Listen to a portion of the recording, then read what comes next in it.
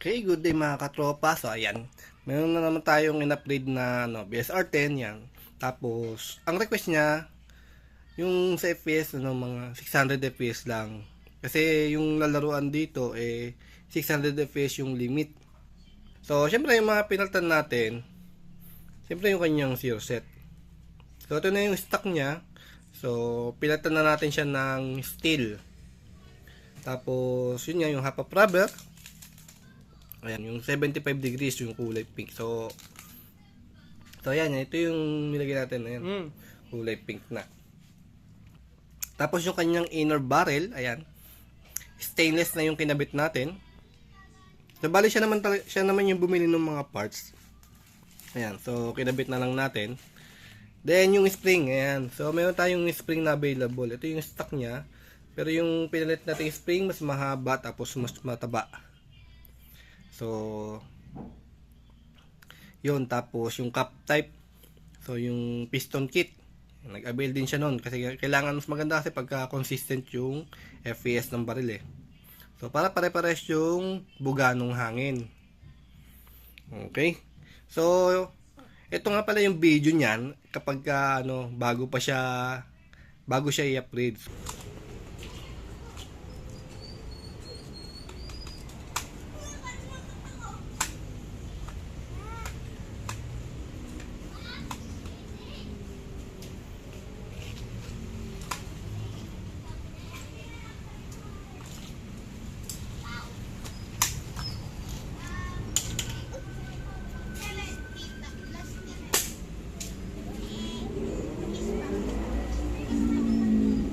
So yun guys, kung tutusin, medyo mataas na nga yung FPS, no? Nasa 500 FPS. Kasi, kung napapansin nyo guys, bagong-bago yung BSR-10 nyo. So, ganun talaga yung performance ng BSR-10 pag bago. Talagang naabot ng 500 FPS. Pero yun lang, kung lagi ka naglalaro, at nagasgasan yung o-ring mo, babagsak ng 450 to 480 FPS. So, yun, ganun kalaki yung binababa ng FPS kapag ka nagagasgasan yung o-ring ng piston. So, yun, kaya nag-request na rin siya ng piston kit para ayan, hindi siya basta-basta bababa yung FPS niya. And then sa spring, ayan, nagpakabit siya ng medyo mas malakas na spring, no. So yun yung spring natin. So meron tayong available na spring ngayon guys na pang double valve BSR-10 talaga. So plug and play siya dun sa stock piston. So hindi nyo na kailangang i-rebore. Pero yun lang, hanggang maximum niya hanggang 600 FPS. So, yung iba, may bumili sa akin, ikabit niya na pumalo ng 620 FPS pa So, depende sa setup talaga Pero sa akin talaga, maximum niya 600 FPS lang. So, huwag kayong huwag kayong mag-expect ng mataas doon sa ganung klase ng spring. So, yung M165, papalo siya ng 620 to 650 FPS.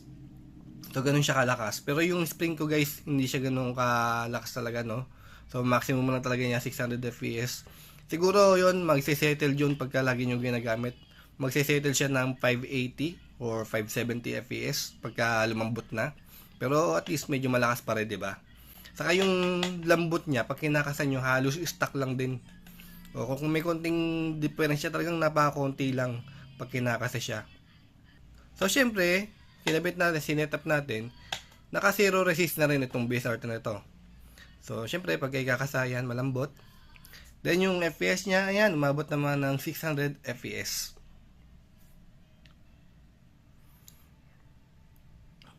So, yun. Tapos, yung half of rubber niya, sis, maganda rin naman yung maple lip. Ayan, pwede siyang gumamit ng mabibigat na BBs. Sa mga interesado, sa ating spring, ayan, chat na lang kayo. Tapos, yung sear set natin, ito kasi pinabili ko sa kanya sa Lazada. So, ito yung stock. Pero yung kinabit natin, yung pinabili natin sa Lazada, still siya. So, yun yung pinakamurang zero set na mabibili nyo sa market. Yung parts, ayan, lalagay ko na rin dun sa description box para, ayan, kung gusto nyo umorder, ayan, doon na lang kayo pumunta. So, ayan lang guys, sa mga gusto magpa-upgrade, ayan, dito lang tayo sa Gentry Cavite. So, PM na lang sa mga gusto magpa-setup ng BSR-10. So yan guys, sa mga hindi pa nakaka-subscribe sa aking channel, pakiclick na lang yung ating subscribe button, pati na rin yung ating notification bell para na sa ganun maging updated ka sa aking mga bagong videos. Okay? So, yun lang guys. Salamat sa panonood.